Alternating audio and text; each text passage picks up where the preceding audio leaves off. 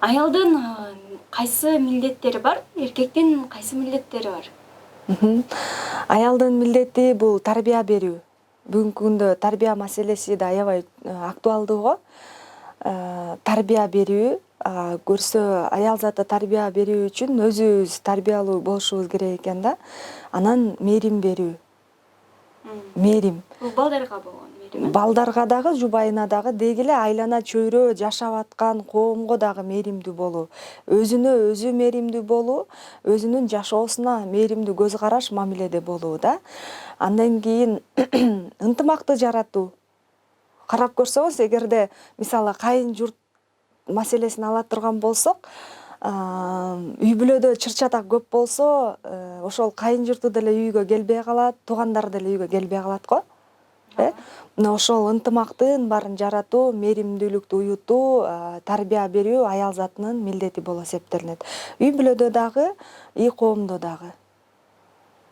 Эркектин милдети болсо баардык ошол аял заты мээрим берүү үчүн, тарбия берүү үчүн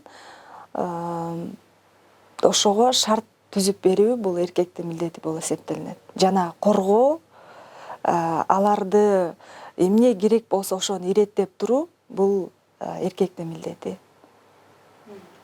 Табиятынан бизге жараткан ушундай кылып берген да. Жана сөзүңүздө айтып калдыңыз, аялдык табиятка кайтыш керек депчи. Ошол жөнүндө айтсаңыз, аялдын деги эле кантип табиятына кайтат? Азыркы учурда кайтып башка жака кетип калыштыбы?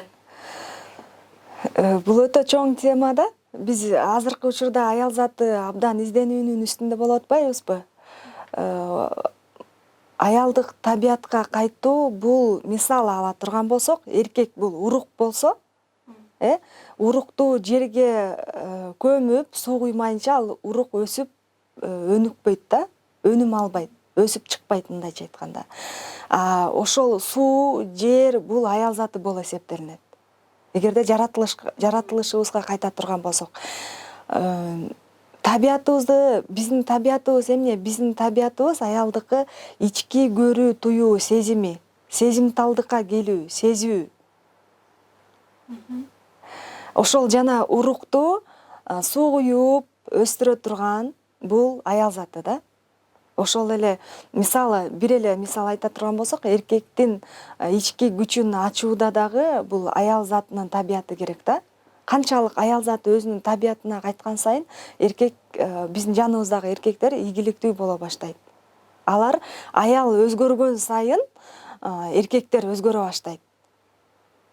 Ошондо карап көрсөңүз, аялдын ушундай бир жараткан өзүнө ушунчалык күчтүү берген экен, аялдын даражасын жаратканда эле бийик кылып берген да. Ал аял заты ыйык, улук, бул жаратуучу кылып берип койгон. Жаратуучу десе биз жаратканга теңелип алуу дегендик эмес. Мисалы, эркек урук болсо, ага суу куюп, жерин жумшартып, гүлдөтүп, өстүрүп, багып, анан жемишин алуу бул аялдык табият экен да. Мисалы, эркек менен аял баш кошкондон кийин ортодо бала жаралат. Бала биздин ичибизде жаралат да. Мына ошол сыяктуу. Бул аялдык табият болуп эсептелинет. Табиятка кайтуу дегенде, аял өзү эле бул жашоонун эң негизги тирөөчүсү, эң негизги көч, мындай өзөк болот го. Бул аял заты бизбиз да. Биз ошол нерсени жогото алганбыз, аялдар. Биз эркектерден күтө беребиз да ошол нерсени.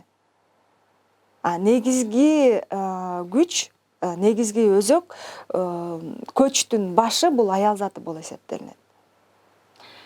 Сиз азыр айтып атпайсызбы? Баягы өзөгүбүздү ошол жоготуп алдык депчи. Эмнегедир башка адамдардан көбөстөн күтөбүз деп. Чынына келгенде азыр турмушка чыга турган кыздар мындай ойлойт да. Мен деле убагында бир аз ойлонгонмун бул жөнүндө, аны жашырбайм. Күйөөгө тийсем эле бардык нерсени күйөөм кылып берет деген ой болгон да. Азыр мындай байкасам, көпчүлүк кыздарда турмушка чыга турган кыздарда бар экен. Буга кандай сиздин көз карашыңыз? Мындай, эгерде ушул нерсени мен дагы ушул изилденүүнүн аркасынан түшүндүм. Эгерде аял заты жашоосуна максат кое турган болсо, биз максаттуу жашасак, ошол максатыбызга жараша эркек киши бизге жасап берет.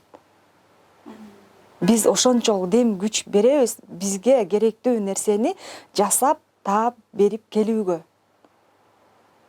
Демек биз түрткү берет экенбиз да. Биз түрткү беребиз, бир шык беребиз, биз энергия беребиз.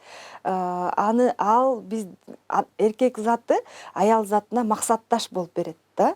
Эгерде аялдын максаты бар боло турган болсо. Биз ошол максатыбызды биз жолдошубузга ачык айтышыбыз керекпи? Ооба, ачык. Анткени мындай да, ачык айтышыбыз керек. Бул аял эркек үй бүлөдө бир бүтүн нерсе. Үй бүлө болуп жашагандан баштап бул бир бүтүн нерсе. Мисалы, бир күндө түн, анан күн болот го. Ошол сыяктуу аял заты түн болсо, эркек бул күн. Экөө бир бүтүн нерсе. Мисалы, күн жана ай. Аял деп атпайлыкпы? Ай деген сөздөн алынып атат да. Ал ай, аял. Дегенде бул аял менен эркек бир бүтүн нерсе да. Ошондо биз максатты кое билсек аял заты, ошого жараша эркектер бизге камкор болот, ошого жараша мамилелер жасалат, ошого жараша бизге эмне керек болсо ошол нерсени таап келүү, аларда жөндөмдүүлүгү ачылат да. Ички потенциал ачылат.